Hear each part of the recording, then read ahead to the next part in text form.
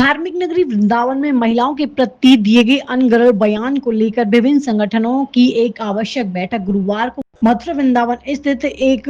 वाटिका में आयोजित की गई, जिसमें सभी संगठनों के लोगों ने भागवत प्रवक्ता अनिरुद्धाचार्य महाराज एवं प्रेमानंद महाराज के प्रति अशोभनीय टिप्पणी की घोर निंदा करते हुए शासन प्रशासन से कार्रवाई की मांग की है।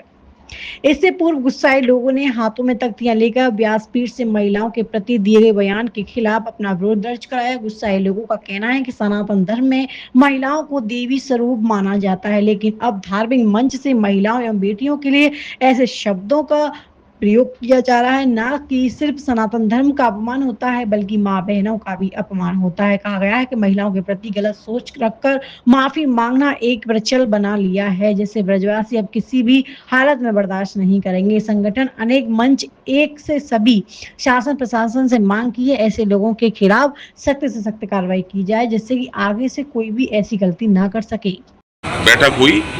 उसमें सभी संगठनों के द्वारा प्रेमानंद महाराज एवं अनिरुद्धाचार्य जी के द्वारा जो बातें कही गई, सब लोगों ने उसकी निंदा की है और भर्त्सना की है कि वो किस युग में जी रहे हैं, अभी तक ये पता नहीं। वो समाज को किस दिशा में ले जाने का प्रयास कर रहे हैं, और यदि ऐसे स्थित तरीके से बच्चियों के ऊपर यदि आरोप लगाए गए तो समाज में इन बच्चियों के ऊपर, 25 वर्ष से ऊपर की बच्चियों के ऊपर लोग बाग किस निगाह से देखेंगे, ये कहना क्या चाहते हैं, उस समाज को बताना क्या चाहते हैं, समाज में विघटन क्यों कराने का प्रयास कर रहे हैं। मैं तो इनसे यही कहूँगा कि आपने जो कृत्य किया है वो क्षमा योग्य नहीं है, इसका प्रायश्चित करें और समाज में ऐसे बयानों से देने से बचें। और आप एक संत की भूमिका में हैं, आप एक संत की एक मर्यादा होती है, उस मर्यादा का पालन। संगठनों के द्वारा बैठक हुई है, क्या कहेंगे इसमें? आज सभी संगठनों में आक्रोश था वृंदावन। इस आक्रोश की वजह से सभी संगठन एकत्रित होकर और उन्होंने इस बैठक के द्वारा रोष जाहिर किया कि जो संत महात्मा और भागवत कथाचार्य जिन्होंने इस तरह से भाषा बोली है महिलाओं के लिए और बेटियों के लिए, उसके विरोध में आज यहाँ सभी एकत्रित हुए हैं और रोष जाहिर किया और प्रशासन से सब मांग करते हैं कि इनके खिलाफ रिपोर्ट दर्ज होनी चाहिए और ऐसे लोगों को जो है इनको व्यास गद्दी पर बैठना नहीं चाहिए, ऐसे लोगों को जो महिलाओं को अपमान करते हैं। इस उपलक्ष्य में आज बैठक और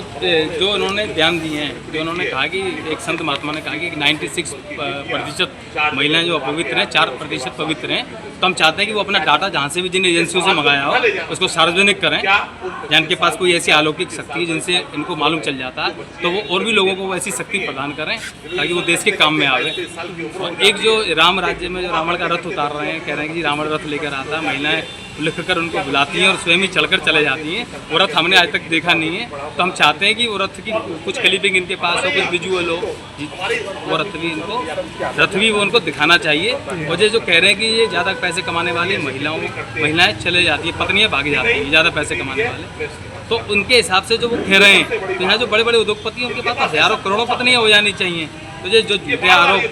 औरतों पर, बेटियों पर, बहनों पर लगाए जा रहे हैं ना, इनकी कड़ी निंदा करते हैं। दूसरा, मैं इनको एक बात कहना चाहता हूँ कि अगर जो व्यास गद्दी पर बैठे हुए ये कुछ संत हैं, केवल 1-2 लोग हैं, ये अगर इनको आरोपित बनाते हैं लड़कियों को, तो मैं जानना चाहता हूँ जब बेटी का जन्म होता है घर में, वो पवित्र होती है, संस्कार देना उसके माता पिता का काम होता है, समाज का काम होता है। अगर तुम्हें दोष देना ही है इस बिगड़े माहौल का, तो आप उसको समाज को दे सकते हैं, उनके माता पिता को दे सकते हैं। उन बहन बेटियों के लिए आप इस तरह के आरोप नहीं लगा सकते हैं इनसे। इसलिए मैं चाहता हूँ कि प्रशासन इन पर कड़ी कार्रवाई करे और ऐसा ही पुनरावृत्ति ये लोग दोबारा न करें।